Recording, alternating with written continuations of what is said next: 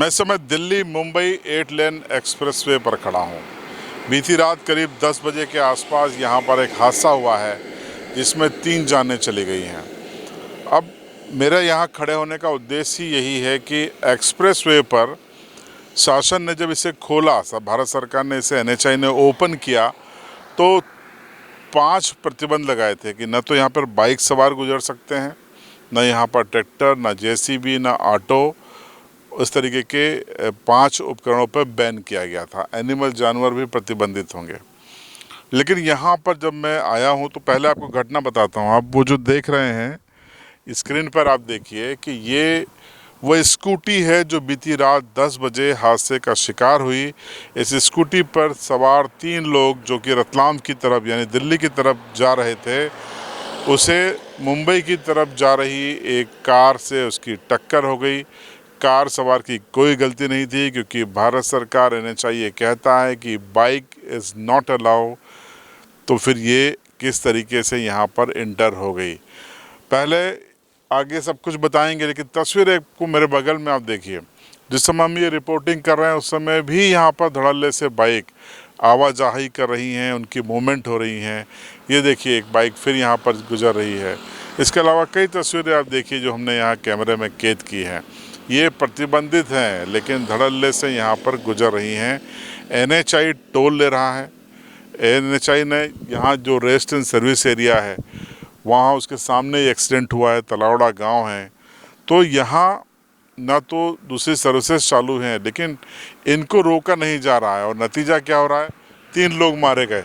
आपको दिखाते हैं, कल रात को 10 बजे के आसपास ये हादसा हुआ था और जो 3 लोग मारे गए हैं वो दरअसल ये, अगर आप देख पाएँ तो टायर के निशान आपको आगे चल के दिखाई देंगे। ये श्री गंगानगर से राजस्थान से एक फैमिली कार से जा रही थी। कार भी स्क्रीन पे आप देख लीजिए। ये वो कार है जो क्षतिग्रस्त हम आपको दिखा रहे हैं, रेस्ट एंड सर्विस एरिया में खड़ी है। और सामने से गलत तरीके से ये स्कूटी आ रही थी। ये देखिए, ये तस्वीर है। ये कार क्षतिग्रस्त हुई है। कार पर ये BJP का स्टिकर लगा था, यहीं पर ये पड़ा हुआ है। ये परखच्चे उड़े हुए हैं स्कूटी के। और बताया जाता कि इस तरफ जो आप देख रहे हैं यहाँ पर तीनों बॉडी जो 3 लोग बुरी तरह घायल हुए थे स्कूटी सवार, वो यहाँ से उछल के गिरे थे और पत्थर से किसी का सिर टकराया। 3 लोगों की मौत कंफर्म हो गई है। कार में 5 लोग सवार थे, जिसमें से ये देखिए ये टायर घिसने के निशान आप देखिए पूरा। तो ये जो तस्वीर है वो साफ है कि यहाँ पर एक भीषण एक्सीडेंट हुआ है। कार वाला इनोसेंट है, उसकी कोई गलती नहीं है, क्योंकि वो अपनी साइड से था और उसको NHAI ने कह रखा था, आश्वस्त किया हुआ था कि एक्सप्रेसवे पर बाइक तो आएगी नहीं। फिलहाल रतलाम मेडिकल कॉलेज में जो कार सवार हैं उनका इलाज चल रहा है। एक महिला गंभीर बताई जाती है, उनको शायद वहाँ से रेफ़र किया है। 4 लोग नॉर्मल हैं, मतलब सामान्य रूप से घायल हैं। लेकिन स्कूटी सवार 3 लोगों की जान चली गई है। ये तीनों लोग मेघनगर क्षेत्र के फतेहपुरा और उसके आसपास के गांव के बताए जाते हैं। ये रात को कहाँ जा रहे थे, क्यों जा रहे थे, ये अलग विषय है। अब यहाँ सबसे बड़ा लीगल और टेक्निकल पॉइंट खड़ा होता है कि एक्सप्रेसवे पर 2 व्हीलर अलाउ नहीं है। ये नोटिफाई किया गया था। ऐसे में 2 व्हीलर वाले अगर जाते हैं और हादसे का शिकार हो जाते हैं तो जिम्मेदारी किसकी? क्या बड़ी गाड़ी कार के खिलाफ FIR होगी? अभी तक FIR नहीं हुई है, क्योंकि ये यक्ष प्रश्न खड़ा है।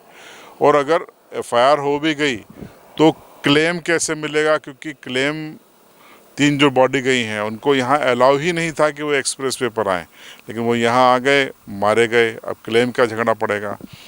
तो जितने भी बाइक सवार भाई देख रहे हैं उनको बता दूं कि आप दिल्ली मुंबई 8 लेन एक्सप्रेसवे पर अलाउ नहीं है। आप ट्रैक्टर लेके मत जाइए, बाइक स्कूटी लेके मत जाइए, JCB लेके मत जाइए, ऑटो लेके मत आइए, क्योंकि ये अलाउ नहीं है। क्योंकि यहाँ पर 100 और 120 की स्पीड भारत सरकार ने NHAI ने तय की है। और सारे 4 व्हीलर जो व्हीकल के चलाने वाले उनके दिमाग में है कि यहाँ पर तो ये चीज़ें आएंगी नहीं, बाइक आएगी नहीं।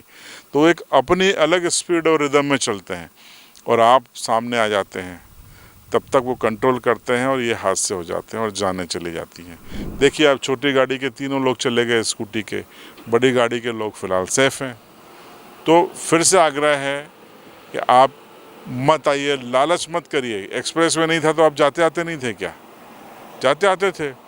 नज़दीक के लालच में मत आइए। और NHAI से गुजारिश है कि जगह जगह जो कट लगे हैं उनको बंद करें और यहाँ पेट्रोलिंग चालू करें। और अगर ऐसा नहीं कर सकती तो जब तक पूरा एक्सप्रेस वे चालू नहीं होता तब तक आप इसको बंद कर दीजिए, क्योंकि ऐसे ही जानें जाती रहेंगी और लोग मरते रहेंगे।